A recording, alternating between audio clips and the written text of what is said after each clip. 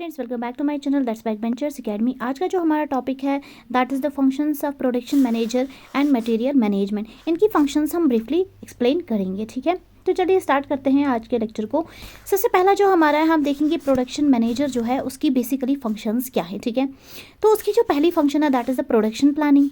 सबसे पहली फंक्शन जो प्रोडक्शन मैनेजर करता है वो है प्रोडक्शन प्लानिंग।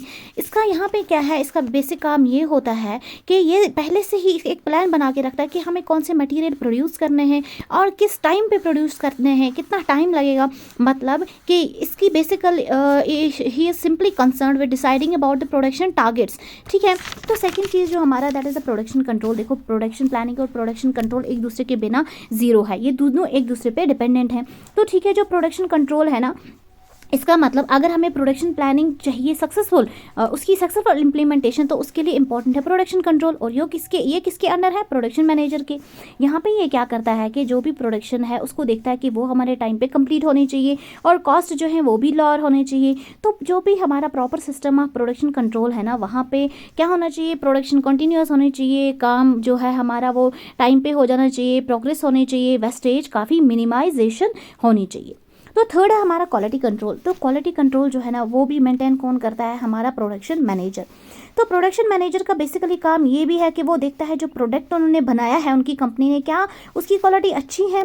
तो वो देखता है जितने भी नेगेटिव वेरिएबल्स आपके प्रोडक्ट के साथ हैं, जो आपके प्रोडक्ट की क्वालिटी को प्रॉब्लमेटिक कर रहे हैं, जो उसको प्रॉब्लम में डाल रहे हैं, तो उसके लिए भी काम कौन करता है, हमारा प्रोडक्शन मैनेजर। और उसकी क्वालिटी को क्या करता है, इम्प्रूव करता है। तो फोर्थ वाला फंक्शन जो है that is the method analysis.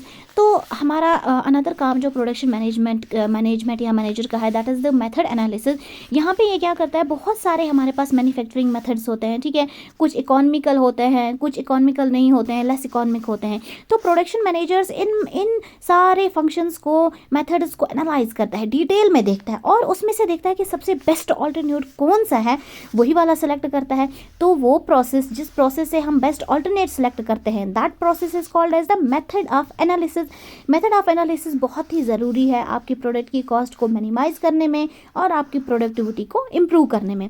तो ये भी बेस्ट मेथड चूज करना भी किसका काम है, प्रोडक्शन मैनेजर का। तो फिफ्थ फंक्शन इसकी जो आती है that is the inventory control.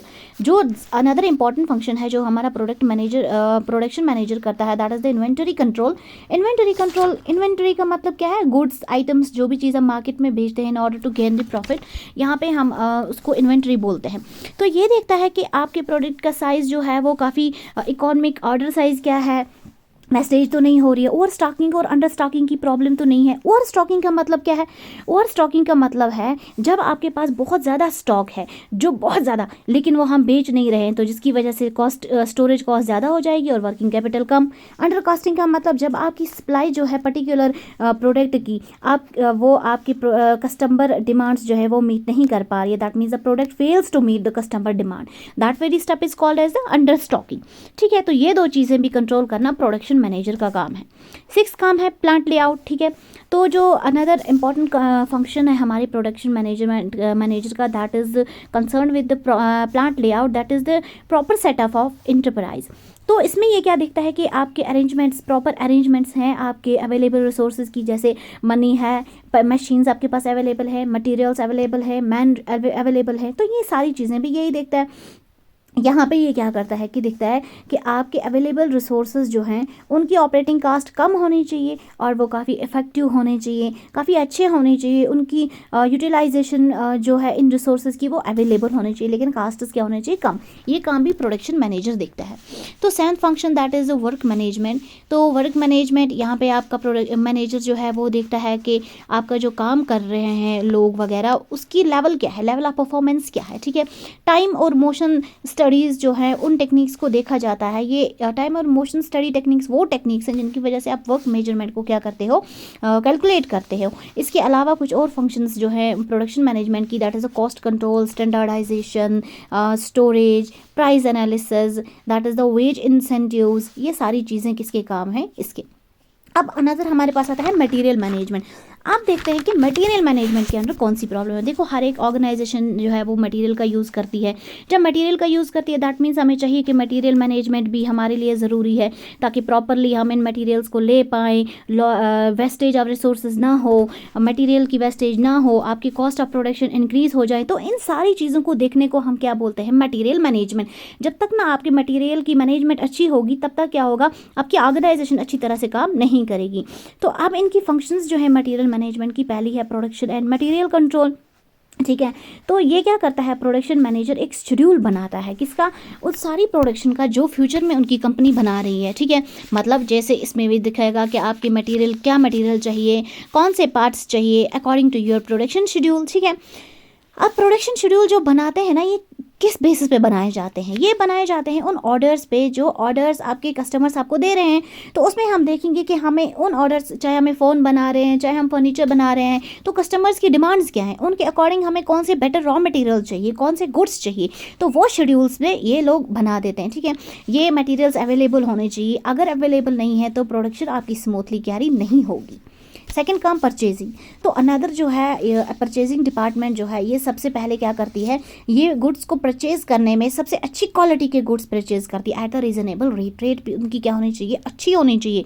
मतलब कि रॉ मटेरियल जो भी हम ले रहे हैं काफ़ी अच्छी कीमत पे और काफ़ी अच्छी क्वालिटी के लेंगे, तभी हमारे आउटपुट अच्छे मिलेंगे। नॉन प्रोडक्शन स्टोर्स, तो नॉन प्रोडक्शन मटेरियल जो है ना, जैसे ऑफिस सप्लाइज हैं, टूल्स, मेंटेनेंस, रिपेयर, तो ये सारा चीज़ भी हमारे बिजनेस के लिए काफ़ी ज़्यादा ज़रूरी है। देखो इन स्टोर्स की तो हमें डेली लाइफ में ज़्यादा ज़रूरत नहीं पड़ती है, लेकिन अवेलेबिलिटी इन रिसोर्स की होनी चाहिए। अगर ये स्टोर्स हमारे पास अवेलेबल नहीं थे तो उसकी वजह से क्या हो जाएगा, आपका काम रुक जाएगा। कैसे, जैसे कि मैंने पहले ही बताया, मेंटेनेंस नहीं हो रही है, रिपेयर नहीं हो रहा है, ऑपरेटिंग सप्लाईज नहीं है आपके पास टूल्स नहीं है, तो आपकी ओवरऑल वर्क जो है वो क्या हो जाएगा, रुक जाएगा। ये अवेलेबल होना चाहिए। फोर्थ काम that is the transportation, important function है मटीरियल मैनेजमेंट की। तो यहाँ पे ट्रांसपोर्ट जो है, ट्रैफिक डिपार्टमेंट जो है वो रिस्पॉन्सिबल होता है आपके ट्रांसपोर्टेशन सर्विसेज को अवेलेबल करने में। यहाँ पे या तो व्हीकल्स को परचेज किया जाता है, कंपनी अपनी व्हीकल्स खरीदते हैं, या तो आउटसाइड कहीं और से किराए पे ले लेती हैं। लेकिन ये डिपेंड करता है कि आपकी क्वालिटी क्या है प्रोडक्ट्स की, आपकी क्वांटिटी क्या है, उस अकॉर्डिंग से हम क्या करते हैं, आपकी गाड़ियों को हायर कर सकते हैं, या कंपनी अपनी 10-15 गाड़ियाँ ले लेती है ट्रांसपोर्टेशन के लिए, ठीक है। तो मेजर पर्पस जो होता है आपका ट्रांसपोर्टेशन काफ़ी क्विक होना चाहिए और काफ़ी चीप होना चाहिए, बहुत ज़्यादा भी इसकी कॉस्ट्स नहीं होनी चाहिए। तो ट्रांसपोर्टेशन भी बहुत ज़्यादा ज़रूरी है। ये भी किसका काम है, मटेरियल मैनेजमेंट। फिफ्थ आता है मटेरियल हैंडलिंग। देखो जी, अब सेकंड चीज़ हमारे पास क्या है, मटेरियल की मूवमेंट। दैट इज़ अगर आप मटेरियल की मूवमेंट जो आप हैंडल कर रहे हो, अपने मटेरियल्स को एक जगह से दूसरी जगह भेज रहे हो, तो वो मटेरियल हैंडलिंग भी काम किसका है, आपका मटेरियल मैनेजमेंट का, ठीक है।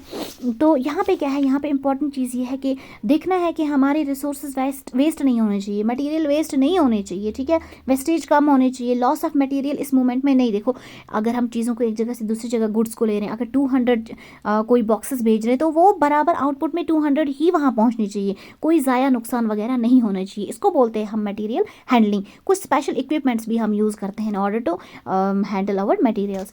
And last that is the receiving department जो है, ये रिस्पॉन्सिबल होता है for unloading our materials, count करता है इन यूनिट्स को, देखता है उनकी क्वांटिटी और उनको स्टोर्स में सेंड करता है। यहाँ पे पता चलता है कि जितने मटेरियल्स भेजे गए हैं क्या आउटपुट उतना ही है, कोई नुकसान वगैरह तो नहीं हुआ है। तो आई होप आपको ये समझ आ गया होगा। मैंने बहुत ही इजी वे में एक्सप्लेन करने की कोशिश की है। तो if you are new on my channel, kindly like, share, subscribe and comment. Thank you so much for watching.